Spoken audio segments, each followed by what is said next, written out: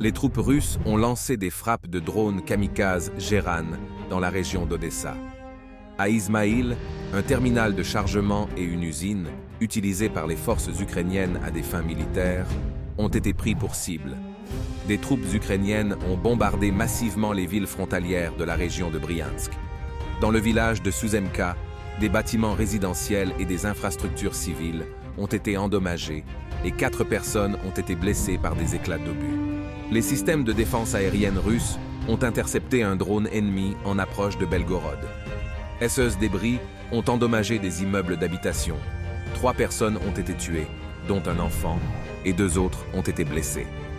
Dans le secteur de Kupiansk, des unités russes ont occupé plusieurs positions fortes appartenant aux forces ukrainiennes près de Sinkovka.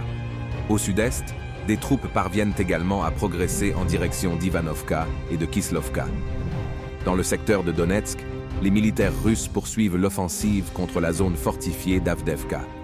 Sur le flanc nord, nous avons réussi à occuper un terril, une place forte importante située à une hauteur dominante. À l'ouest, les troupes russes ont percé les défenses ennemies et sont entrées dans le village de Petrovsko. À l'heure actuelle, les combats se poursuivent dans le village, dont au moins une partie reste sous contrôle ukrainien. Sur le flanc sud, les troupes russes attaquent les positions ennemies à la périphérie d'Avdevka.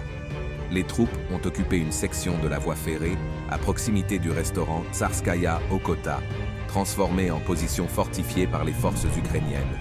À l'est, des troupes ukrainiennes ont frappé un pont sur l'autoroute entre Gorlovka et Yassinovataya. 2 travées de la structure se sont effondrées.